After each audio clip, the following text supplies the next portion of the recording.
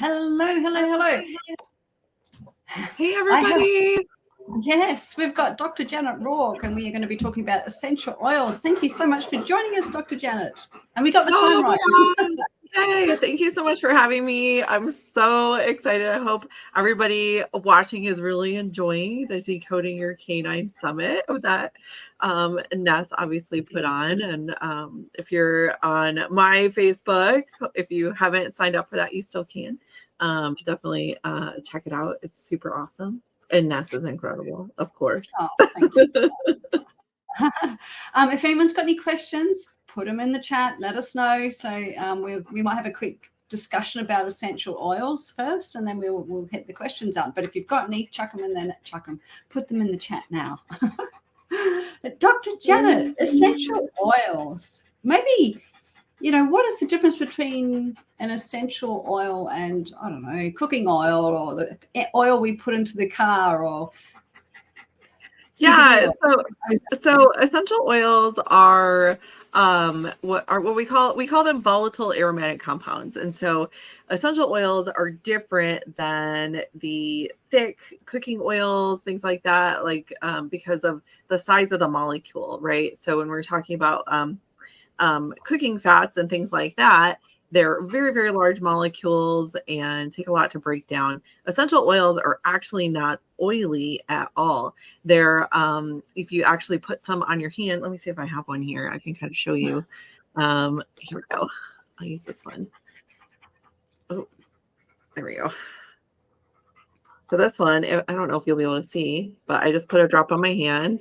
And if I rub it together, you can actually see very quickly it's not shiny anymore. It's absorbed into my skin because there's no actual oils in there. And so this is actually calming oil. So hopefully I don't get really sleepy, but this one is, but yeah, they're smaller molecules, so they can absorb through the skin. They're lipophilic. So they absorb into the skin and into the bloodstream very, very quickly. The essential oils, the molecules can actually get to every cell in the body. And some of them are small enough they can cross the blood-brain barrier, which make them really, really beneficial when it comes to both behavioral and physical issues that we're running into with our dogs. So I absolutely love this modality. It's my passion. Obviously, I'm the essential oil vet. So we should mention too that your talk hasn't been on yet, so stay tuned for that. Dr. Janet's on tomorrow with myself, so that's the last day of the summit. So you'll get a ton more information then, obviously, where we get pretty in depth about essential oils and how they work, what they can be used for, etc., etc. And just so everybody knows, I completely blew Nessa's mind during that conversation. Like, you can actually watch her brain exploding as you're talking. It's so awesome. Oh my God, now I'm gonna have to go back and watch it myself. Maybe I think there's a few people watching, so we might go to the questions now, and then we can cool. Yeah. So Lisa says, hello, can you give us some oils to help dogs with terminal disease with their emotional struggles? And Lisa, I'm so sorry your dog's got a terminal disease. That's very, very sad, but yeah. So yeah, this is a great question, Lisa. And it's something that unfortunately we all have to come to terms with the fact that our animals are not going to live as long as us, right? So this is not only a struggle for the dog, but it's also a struggle for the owner, the guardian, the caretaker. So I love that you can use essential oils to actually bond with your dogs in these transition periods as they're transitioning out of this world, and in the same way bring comfort to your heart as you're bonding with them through the experience. And so some of my favorite oils to help with both the pain and the discomfort that comes with some terminal diseases, as well as they have some anti-inflammatory properties, but the emotional benefits of them are very calming and relaxing and really, really help with easing in that final transition. And those two oils are actually frankincense and myrrh. And so these are really common, very common. A lot of people know about them this time of year. They're talked about a lot because of the season that we're in, but it's incredibly, incredibly beneficial. I actually really like these two oils for bringing animals into the world, kind of like almost anointing them into the world. The myrrh on the umbilical cord can actually help prevent infection and things like that. And a little frankincense on the top of the head helps with brain development. And wow. yeah, and so I'm drawing my mind again. and it's full circle, and you can actually help them leave the world with these oils as well. And they bring a lot of comfort to the owner's heart during that time. Yeah, that's awesome. Lindy says, oh, have you got feedback? No, I don't. Me. Oh, it must be me. So Lindy says, Dr. Janet, which oils are effective in dealing with atopic dermatitis? What dosage, frequency, and duration treatment is recommended? Golden Retriever cross Labrador in my care is struggling with environmentally induced atopic dermatitis, and condition hasn't improved with seasonal changes, high quality prescriptive veterinary diets, or typical food supplements, omega-3s. And she says, thanks in advance. Sorry, it splits up StreamYard when it's a long one. We're just like jumping into the hard stuff, right? So unfortunately, this is a very hard topic, as you've experienced, right?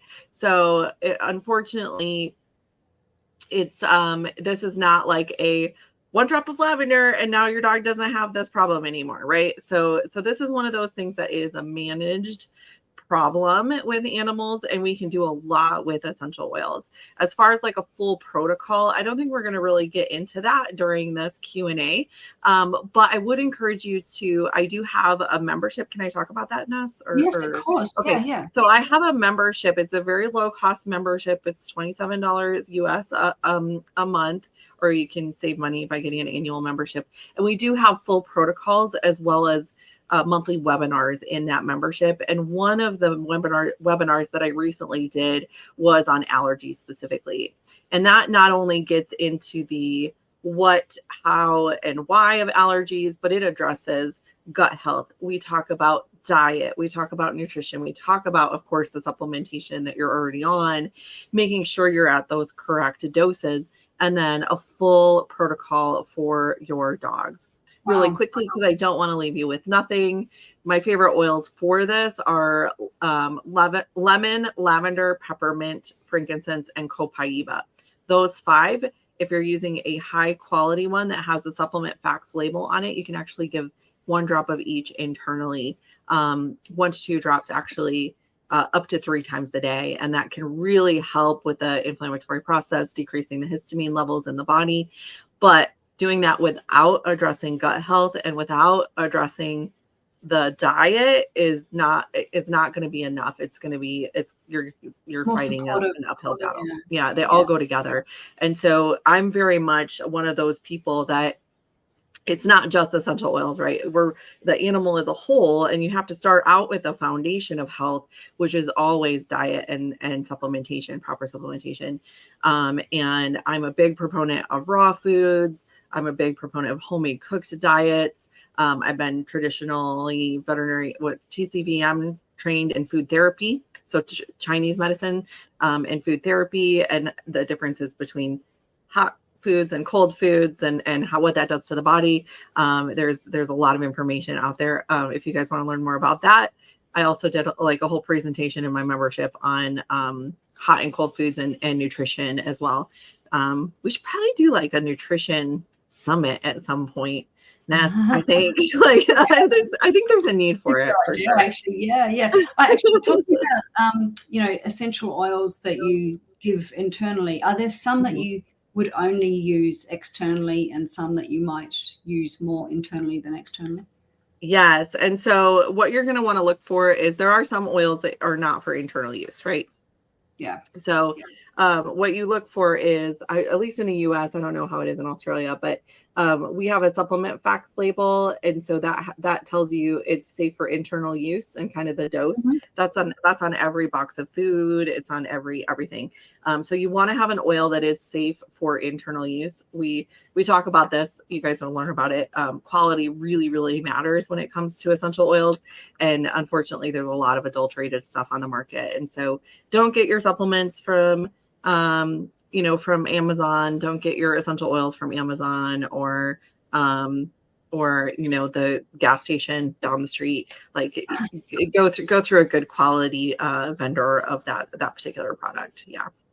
I guess with some of the supplementation, if you've got dogs and cats in the same household, it might be suitable for a dog but not a cat, in terms of maybe, if it's used as a pheromone sort of thing, or nasally. Sorry, I can't think of the right word. But yeah, I guess you'd.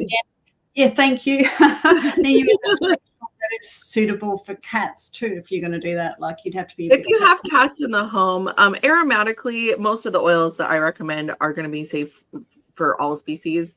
However, there are a few precautions with cats. They don't glucuronidate the same way as so they lack a liver enzyme that makes it hard for them to process certain plant materials, basically. And so even more so than dogs. Dogs are carnivores, but they can process plant materials. They can digest plant materials, whereas cats are actually obligate carnivores. So a little bit different there. And so, yeah, you do have to be a little bit more careful. The oils that you guys want to stay away from with dogs and cats are tea tree oil, actually, believe it or not, wintergreen and birch. Yeah. Yeah. I imagine, I don't know if you get eucalyptus over there, but I think that's one. Yeah. Is that? It's actually okay. It's just very, very strong. And so when you're using essential oils, remember that essential oils are 50 to 70 times more potent than herbs. And so as long as you're diluting it properly, if you're diffusing eucalyptus, for example, make sure you're only diffusing 2 or 3 drops at a time in a water-based diffuser with the room door open so your animals can leave. Yeah. Right. Not sure who this is. StreamYard doesn't allow you to show your name unless you allow it to. Which is, I think you have to go to streamyard.com/Facebook, and then we can see who's speaking. But the best oil to help dogs emotionally through kidney disease. So we have some really good oils this is a really good, interesting question, because they're asking the emotional support through kidney disease. But we actually have some oils that help fix kidney values. So, and I have blood before and after blood work and things like that. We actually have one of my students actually specializes in essential oils for canine renal disease, and is absolutely really, really phenomenal teacher of those things. But as far as kidney disease goes, the oils that are really good for kidney disease are juniper berry and copaiba. Those are my top 2. You can do frankincense too. But those 2 oils, for juniper berry and copaiba, are protective of the kidneys, nephroprotective. And so using those in conjunction with, of course, your emotional support oils are going to help a lot. With the emotional side effects of renal disease, I mean, really, renal disease has a lot of side effects, right? We often have nausea, we have decreased appetite, we have depression, lethargy, those sorts of things. And so getting them feeling better for as long as we can, and, supporting them with diet. Diet is always number 1 with kidney disease. And then making sure they're getting enough water. I don't know why there's prescription diets out there for kidney disease that are kibble. Like, this makes no sense to me whatsoever, because the thing that kidneys need when they're in renal disease, they really need hydration. They need water. So we give fluids, we add water to the food, all the things. So, but as far as like emotionally through kidney disease, we want uplifting oils. A little bit of lemon is so uplifting. It's like sunshine in a bottle, things like that. Yeah. And like for the nausea, a little bit of maybe peppermint. We have a blend called Digest Then that's quite good for helping the tummy nausea thing that happens with the kidney disease and gets them eating again. And diffusing ginger and wild orange. Wild orange is another very uplifting, kind of a joyful kind of feeling oil. And then diffusing it with ginger. One, it smells amazing, and Yeah. two, it actually stimulates the appetite a little bit.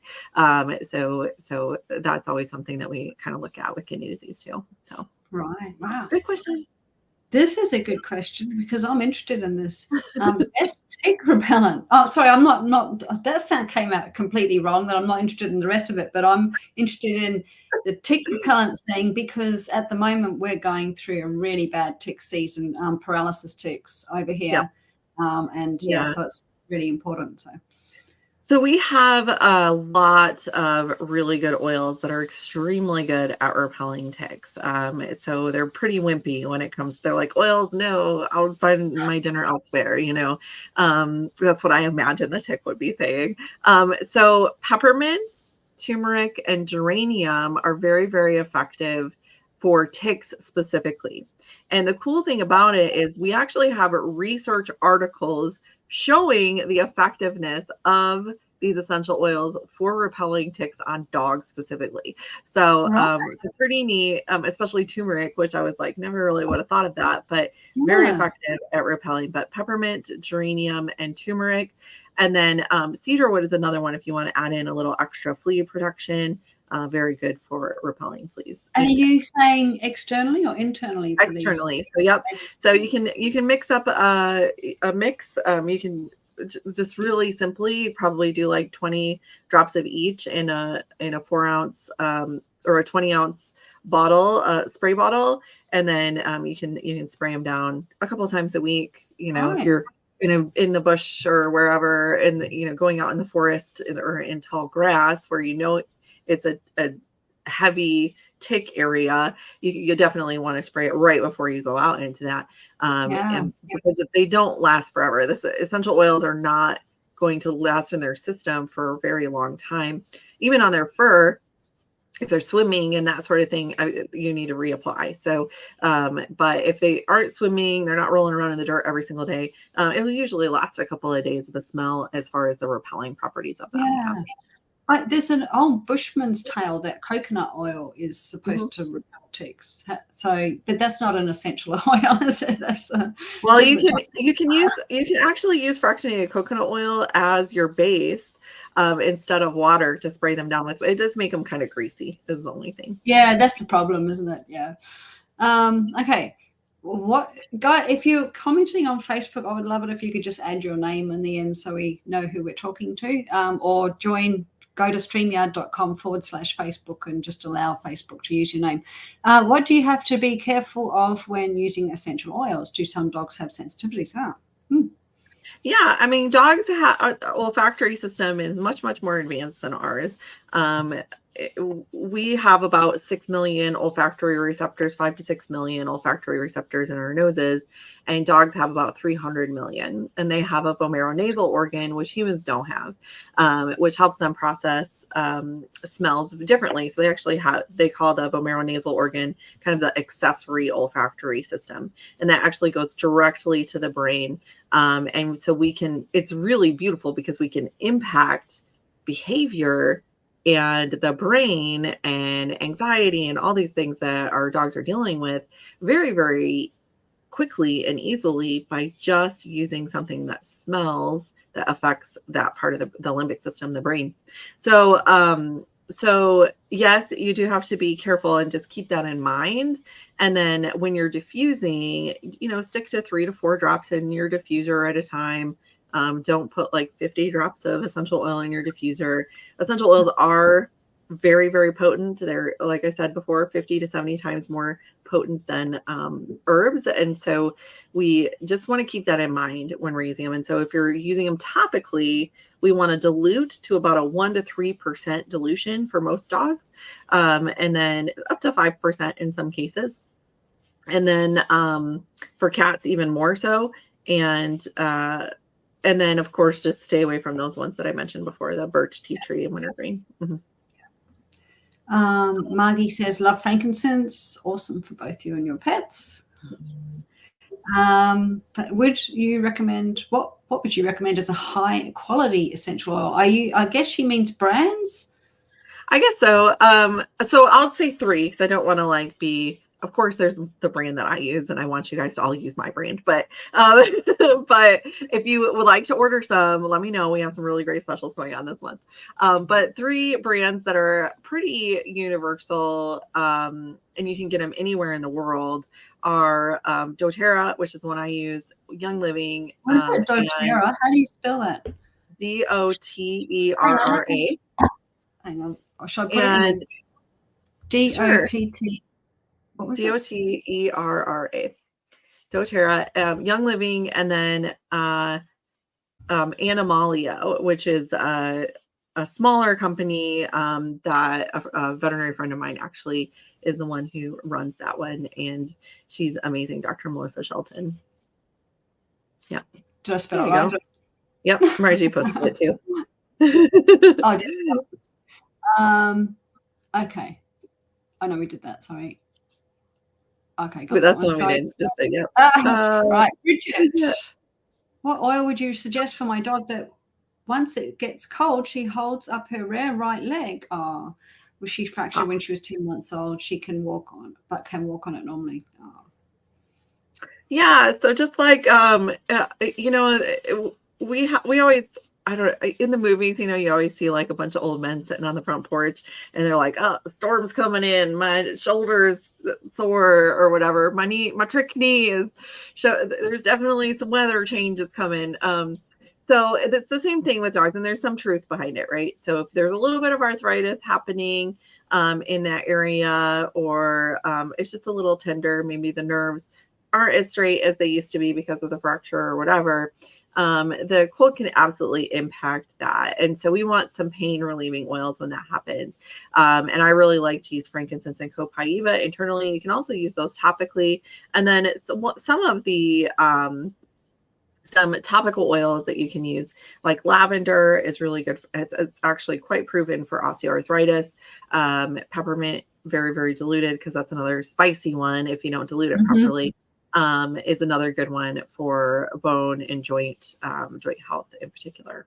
So, and of course, if any fractures or anything like that, especially if it was close to a joint, I usually put these dogs on a glucosamine supplement very early on, because glucosamine chondroitin is very, very preventive in nature, and will actually prolong the joints a little bit longer. A lot of people want to wait until they start showing symptoms, maybe to save some money or something like that. I'm not really sure, but I started my 2-year-old dog on glucosamine because he's just very, very active and just likes to jump off of very tall things. And I'm like, I just want his joints to be as protected as possible for as long as possible, because he's kind of an idiot. So I need to watch some of your training videos probably. But yeah, glucosamine, having a glucosamine supplement if she's not on one already, and then those oils diluted topically, and then you can do a couple of those internally if they're safe for internal use. Yeah. So one of my dogs is 9, and she's starting to creak a little bit. She was on glucosamine chondroitin, and her daughter, who's now 5.5, she's fractured her femur really badly. Mm-hmm. So when that happened, I had her on the supplements, same, but I took them both off them. So yes, now I realize I've got to put them on. But how do you know what's a good supplement? Because there's so much, there's so much on the market. It's so overwhelming. It is very overwhelming. And so you do have to do a little bit of research into your brands. Like I did with the essential oils. I mean, I research like crazy, and find one that you're comfortable with, a company that has integrity, a company that has good customer service, a company that doesn't have a lot of fillers in their product. That's one of the biggest things that I look for. I'm like, I want something that's palatable, but I don't want a bunch of junk in there that I don't want my dog to be eating. And so I found a company that is very, very clean. It's pretty much just the supplements and then like chicken liver as a flavor. And I'm like, this is perfect, So and the dogs love it. And I'm super happy with it. And I contacted the company and I'm like, where do you source your products? And ask them some questions. Of course, me being a veterinarian, I'm gonna maybe go a little bit more above and beyond what what a lot of owners will do. But because I'm recommending things and people are taking my recommendations, and I'm not going to recommend something that I wouldn't give my own animals. You know what I mean? So, you can ask your veterinarian. You can reach out to me. I'm happy to share what I use. The one I use actually is not available globally. It's a U.S. product that I think Canadians can get, but only U.S. and Canada. So, so I'm not sure what is available everywhere. Yeah. Kidney disease is a battle. Yeah. Sorry, Margie. Angela says, is there an oil that can assist with older dogs and hearing loss? Oh, that's a good question. That's a good one. Yeah. Sometimes hearing loss is a blessing. Depending on the dog. The little dogs, sometimes they lose their hearing and you're like, wow, they don't bark as much. This is wonderful. But yeah, possibly. It kind of depends on what's going on. Once the cells in the ear, the nerve cells in the ear that help with hearing, once they start to deteriorate, if the cells are gone, like you can't, the body doesn't recreate those cells. Okay. Especially with hearing and with eyes and with ears. That's just something that the body just can't do. But if you can kind of stave it off a little bit, helichrysum, there's an oil called helichrysum that's really good. You can kind of just rub it around the base of the ear and it can sometimes help with that. Yeah. All right. Oh. Diane Jarrett is the next question. That is from Diane. Okay. Right. Okay. I think we've jumped a few. All right. We'll drop down. Everyone's saying they love doTERRA. Oh, how about Cushing? How about Cushing? Cushing's disease. This is another one where I'm gonna this is a little bit more in depth than what we're gonna talk about on this Q&A. So I'm gonna have you guys, if you want a full protocol for a tricky disease like this, head on over to the membership group, essentialoilvet.com/members. Super low cost, and you can get your protocols there for sure. Oh, do you want to? Should I put that in the chat? What is it? Sorry. Oh, it's essentialoilvet.com. Ads.com /members. Members, yeah. Essential, I think I've spelled that wrong. I haven't got my glasses on, so essential oil. Essential oil vets. We need to get you an admin to type stuff in while you're actually doing these. Oh, I know. There you go. So no S. So essentialoilvet.com/members. There's no S. Sorry. I'll take it off. But that's pretty close. Pretty close. Can we use oil for puppies to calm them down? They are like gnats. Yes, 100%. 100% you can use oils on puppies. Right from the day that they're born, even in utero on the mamas. So you can definitely use oils with puppies. You just want to dilute a little bit more for these wee little guys. But they do really, really well. And as far as calming goes, this is another one of those holistic approaches, right? So yes, we can use an oil to help calm them down, but don't forget about training. Please make sure your dogs get enough exercise. I see so much that dogs are not getting the exercise that they need, and that is making them crazy. We have a lot of people in Texas, for example, that get huskies, and they are dogs that are bred to run 8 hours a day in the snow. That is what they're designed to do. And then you lock them up in an apartment and you wonder why they're so crazy when you get home. They're destroying your house. Yeah. They destroy your house in the process because they're literally bred to be outside in the snow all the time.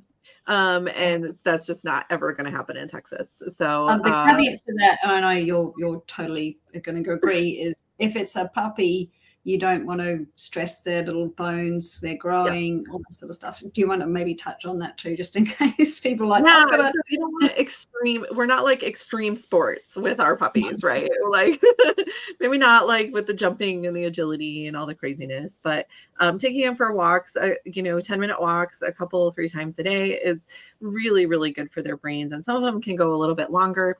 But when you take a dog on a walk, and this goes for any age, not just puppies, but any age, they should come home and they should be a little bit tired, but not exhausted. If they're coming in and collapsing, you probably did a little too much on that particular one. And I know labs that'll go like love swimming so much they'll swim and swim and swim and swim and swim and then they're just so exhausted. And that affects, the level of lactic acid. It's like us trying to run a marathon if we have never ever run more than a mile. It's not good for anybody. So, but yeah, as far as calming for puppies, lavender is my #1 choice for these guys. I also really like roaming chamomile, and copaiba can be really beneficial as well. All right. Geraldine says, I use New Joint because there are only 4 ingredients and chicken flavor. That must be the that's the one I use. Yeah, the New right, Joint. Yes, is probably one of my favorites. Yeah. Dog hip issues. What do we got? Oh, that's what I wrote. With the wrong spelling. Me too. Thank you. I'm glad I caught you live. Okay, Crystal says, do the doTERRA oils. Am I saying that right? doTERRA oils doTERRA, that is in the touch rollers need to be diluted when using on your dogs, or are they already diluted? Most of the time they're diluted enough, but you might want to dilute a little bit more for, say, like the oregano touch, or like some of the spice, like peppermint touch potentially. So it kind of depends on the oils and also the size of your dog. If you have a 30 to 100-pound dog, they're going to be fine with those. If your dog is 1 pound or 2 pounds, which is a little teeny tiny thing, you might want to actually use the kids' touch rollers, which are actually even more diluted and really, really good blends to use with dogs as well. Yeah. Sarah, I'm using Dr. Roark's protocol for Cushing's for my dog and having great results. Beautiful. Thank you for sharing that. We've already talked about kidney disease. So maybe Corey, you can go back to watch the rewind. Diane, everyone uses lavender for behavioral calming. What would you recommend as other choices and why? Meaning, are there oils that affect certain behavior challenges? Yes. So there are a bunch of blends. So for this, I'm going to actually talk about self-selection a little bit. And this is where we have a lot of different calming oils out there, right? So there's lavender, petitgrain, roaming chamomile, all the different blends that are available. And so patchouli, there's just so many. I can not even think of all of them off the top of my head. But what you're going to do is you're going to do self-selection. This is where your animal chooses which one they like. Some dogs don't like lavender, believe it or not. I'd say about like 70% of dogs like lavender, about 30 don't. And so you got to find something else with those dogs that have that kind of paradoxical, I don't really like that. Cedarwood is a really good option. So a lot of times they don't like the florals, so you can try the woody oils. Wood oils are very grounding. You think of like a tree with the roots in the ground. Any root oils are going to be extremely grounding, like spikenard and vetiver. Very, very extreme sedation is basically what I say with that. Those are your sedative oils. Although don't think sedation like a medication where they're going to be gorked out. It actually just calms their whole nervous system down. So those are some really good options as well. I like reaching for those too when they're for phobias like thunderstorm phobia, noise phobias, that sort of thing. For those extreme cases where there's like panicking, tearing things apart, hiding in the bathtub type situations, I reach for those stronger, more grounding oils. And you can mix and match a little bit. You can play with it. And I have tons of different recipes out there that have worked for tons and tons of people all over the world. But it's something that is you just kind of got to play with it a little bit. I also really like copaiba internally for these behavioral cases, because that's one that just really helps with feelings of overwhelm. And that is something that a lot of these behavior cases usually are dealing with. They're just overwhelmed because One, they don't know what's going on. They're afraid. They're overstimulated. They're under-exercised. They are they don't understand what is being asked of them, and so that confusion really is not helpful. And so having oils that are like kind of take the edge off a little bit so that you can work on focus, and then start with the training, the desensitization, that kind of stuff with them, it can be really helpful. So lots of good options besides lavender. Is Copaiba, I hope I said that right, I remember on the interview, I wanted to get this, you said there was one oil that was works on the cannabinoidal system. Yes, endocannabinoid system. Yep. Yeah, that's Copaiba. So yes, so the Copaiba is C-O. I'll post it in the chat. Oh, cool. I can give him my spelling. That's probably a better idea. Copaiba. Copaiba. Right, and it works the same way as CBD, is that? It does. It works on the same receptors. So it works on the same cell receptors in the body as in the endocannabinoid system throughout the whole body. And so the difference is that CBD is cannabidiol, or so it's a very large molecule that has to be broken down in order for the cells to utilize it. And so I like to use them together actually in really tough cases like terminal cancer and stuff like that. But Copaiba is a much smaller molecule. Beta caryophyllene is the molecule, and it works directly on the cells. Like, it doesn't have to be broken down. That is what it is. And so it's I like to say Copaiba works directly and CBD works indirectly, kind of on the system. But they both work really well. It's really good to know because all my clients are separation anxiety clients, and in Australia you can't get proper CBD unless you go to a vet, and it costs an absolute fortune. So I'm wondering if that's a good option for it is. And again, we're using such a small amount. One bottle of Copaiba is 250 drops, and we're only using one drop at a time. And I think it's like $35 or something like that. It's very affordable. So yeah. And would that work on I think you said like noise phobias and things like that as well? Yep. Yeah. Cool. That's awesome. Oh, hang on. Okay, yeah. So how do I say Kiameri? The new probiotic can be used in a 14-year-old golden retriever, 68 pounds, to cover intestinal flora after suffering. Yeah, so they're asking about the new doTERRA product, which yes, they can. Yeah. Okay. Roman versus German chamomile. Good question. It is a good question. So they have a very different chemical makeup, actually, believe it or not, but both can be used with dogs, and they're both great for calming. Mm-hmm. Cool. All right. And Kia Mary says, thank you. You're welcome. And that's the end of the questions. Anyone got any more before, we lose Janet? And she's had a tough day. Me. I just won't be online anymore. Oh, sorry. Yeah. Poor choice of words, obviously. Yeah.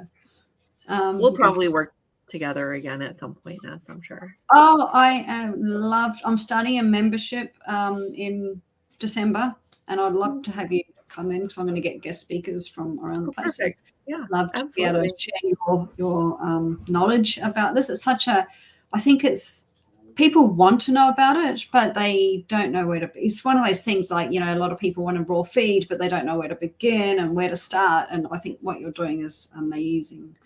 Definitely Copaiba is a great alternative to CBD. Not being able to get a consistent quality of CBD oil was explained by Dr. Hill as to why doTERRA does not offer it. So, so doTERRA doesn't offer CBD, and we use Copaiba instead. Yeah, mainly because CBD is not an essential oil. Fur barbering. Oh, Tracy, good question. So fur barbering, it's more of a cat issue, although I assume it can probably happen in dogs too.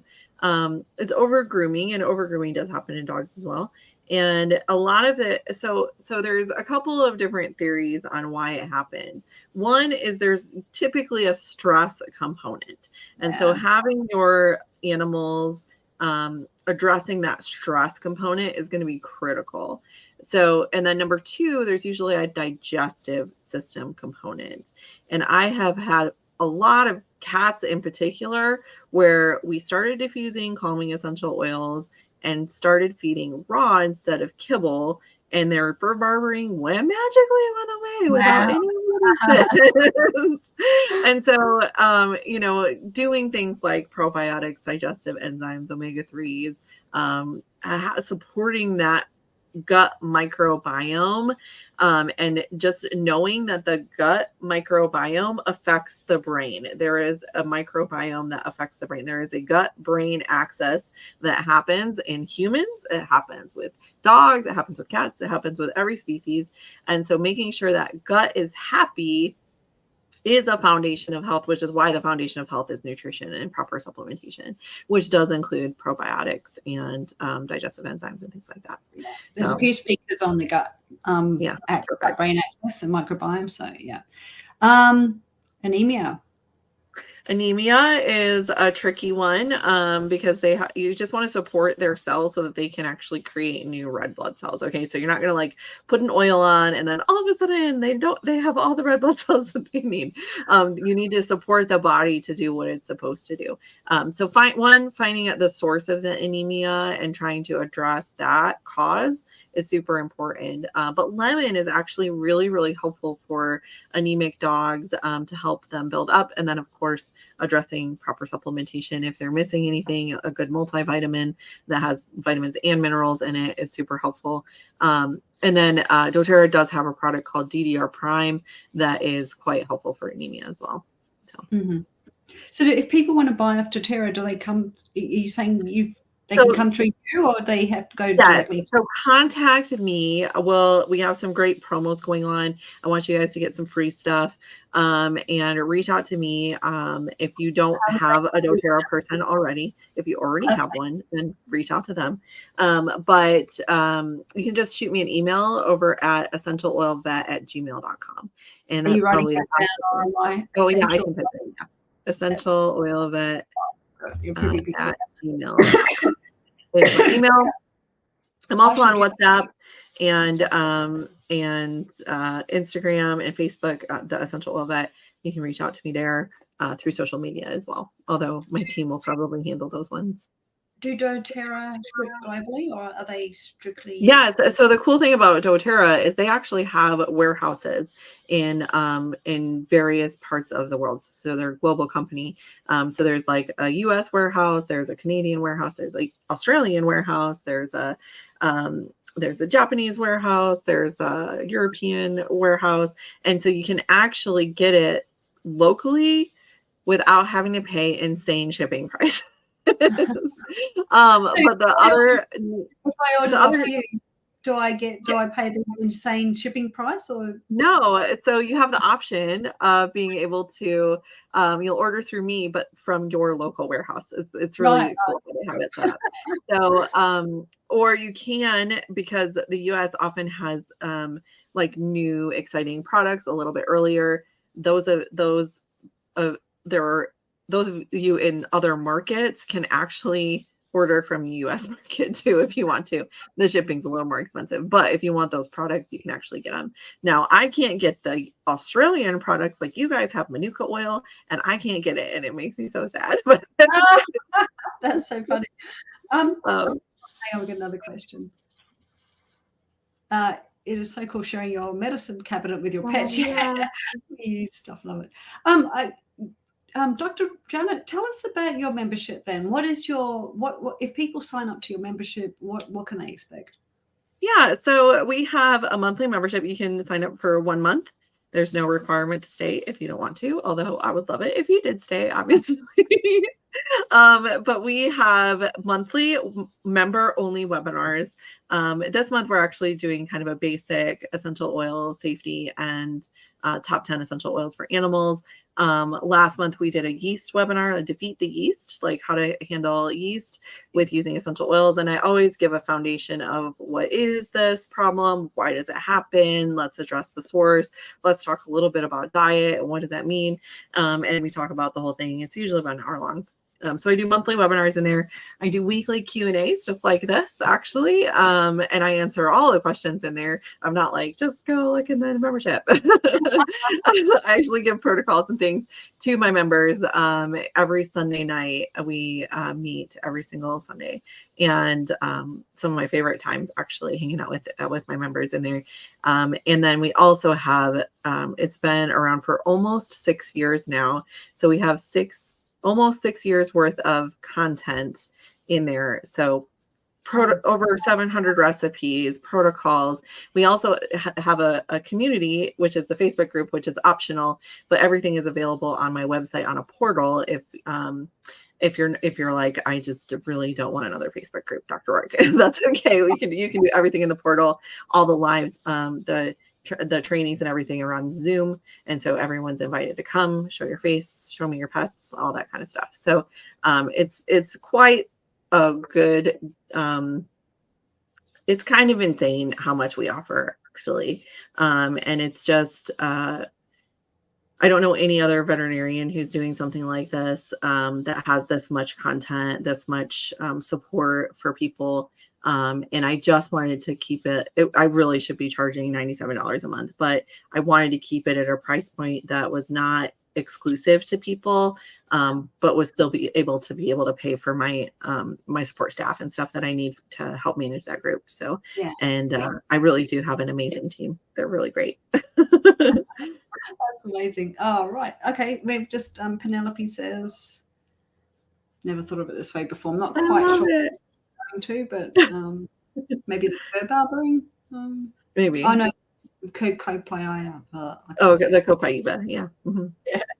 Sorry, Dr. Janet. I think we've run out of questions. It's good. I love it. I'm just so good at explaining stuff, you know. No, it's such good, valuable information, and it's just I just love, like I like taking a holistic approach with a dog that's, whether it's emotional or physical. So, like the diet, what can we do that's going to support the dog? Diet obviously is one, the gut. But when we can add in things like essential oils as well, then, you're throwing everything at it, aren't you?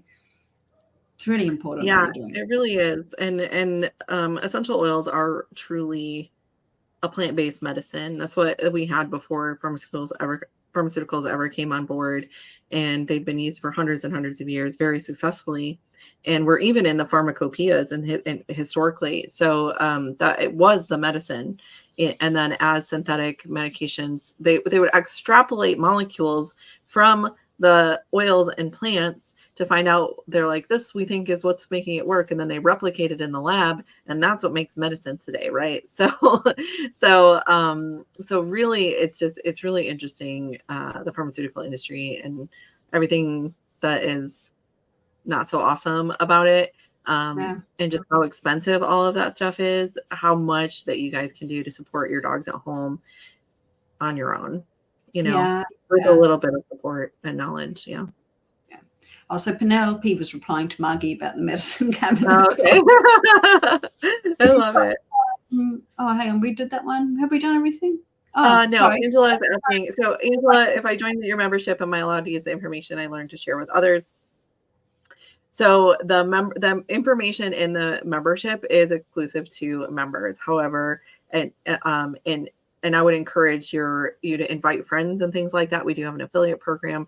You're welcome to join. But I would encourage your friends to actually join for that information. But all the information on my public page is, you're welcome to share on my public page. And I share lots of really good and valuable information on that as well. Yeah, cool. All right. We got there. Thank you so much, Dr. Janet. I love talking to you. It's like so interesting, and I always learn so much as well. Oh, hang on, we got something else. Hang on. Essential oils have saved me lots of money on costs. Yes, there you go. Yeah. Yeah, vets are expensive. Do you know, I don't know if you, sorry, I know you're a vet, Janet. I know. I think I could be wrong. I'd be interested to hear what you think. Since insurance for dogs and cats or pets in Australia has really become, you must have insurance. But my thing is that since people have got insurance, it seems like the prices have just gone skyrocketing. It's almost like I feel like some of the vet practices are, well, everyone's got insurance now, which they don't, by the way, because not everyone can afford insurance. But, everyone's got insurance. So this is our excuse to go, oh, we're going to put the prices up and up and up. And so what a few years ago might have been a $3,000 operation is now a $13,000 operation. Yeah. And I just can't see how it can jump so high in such a short amount of time. Yeah, I mean, part of it is that might be a factor for sure. I know that veterinarians have been undercharging for decades, and that, they're finally raising their prices, and now we have inflation on top of that, and we have all the things. Yeah, for sure. And there is a massive global veterinary shortage and a support staff shortage. And so, it's a little bit of supply and demand, just basic supply and demand. There's only so many surgeries they can do in a day. And so, are they doing it to money gouge or anything like that? No, I don't think that is none of us go into veterinary medicine because we want to be billionaires. Okay. We go into veterinary medicine because we want to help as many people and as many animals as possible. And the only way we can do that is, to be able to pay for our bills and things like that. And unfortunately, the cost of school is higher than it ever was. The cost of owning a practice or even being in a practice is more than ever before. A lot of practices have gone corporate and are owned by giant companies now instead of privately owned. And so there's a lot of different reasons and factors involved there. But I don't think it's just because of one thing. Yeah. And I do think, if you don't, insurance is really important and good to have. If you don't have insurance, then I would encourage you to have like an emergency fund for your animals, because you never want to be in that situation where you have an emergency, you don't have a way of paying, and you don't have insurance, and then have to make a decision that is not one that you want to make. So, so at least, animals are a little bit of a luxury, and they're not essential for life, even though many of us would argue that I need dogs in my life or I would probably die. But it is something that you just need to plan for and prepare for, and make sure you have a fund, or at least somebody that you can reach out to help, as opposed to just trying to raise funds on your own, or do like a care credit kind of situation where you have to get into a payment plan type situation. Nobody wants that. So do you have time for a couple for sure. Absolutely.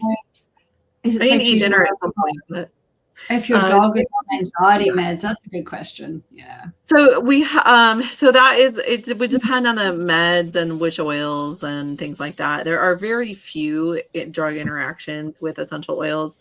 And so by and large, yes, especially the ones that I talked about today, for sure you can use with on anti-anxiety medicine. Sharing. Oh, right. Yes. Okay. There we go. Barbara. Thanks, Barbara. Oh, most infectious and almost required to have big machine. Yeah, I know. Oh, thank you, Barbara, again. I tell you, I got diagnosed with, how do you say that? Syringomyelia? I don't know. He's on some pain meds. Frankincense, copain, marjoram, lemongrass. What else would you suggest? So that would be a really good question for the membership group. I would have to look into it, but those are great pain management oils. And if you're a doTERRA person, you can add in the deep blue polyphenol complex capsules, which is an herbal, and some I'm trying to think of anything else. Aroma Touch would be the other one that you can use topically. Cool. Okay. So I shouldn't have started talking about vets and cough. You opened a can of worms. I'm so sorry. Oh, yay. Yes, it'll be posted, Penelope. Oh, I think she's tagged someone. I'll take that off. I love it. Oh, I'm going to let you go and eat some food. Thank you so much. And yes, when I get my membership started, I'll definitely love to have you come and talk to people about. Absolutely. Mainly it would be, anxiety. How do we address that using essential oils? Yeah, absolutely. But thank you so much. I'm sure everybody has loved this, and I have actually got all your links and stuff, so I can send them out too. So yeah. Perfect.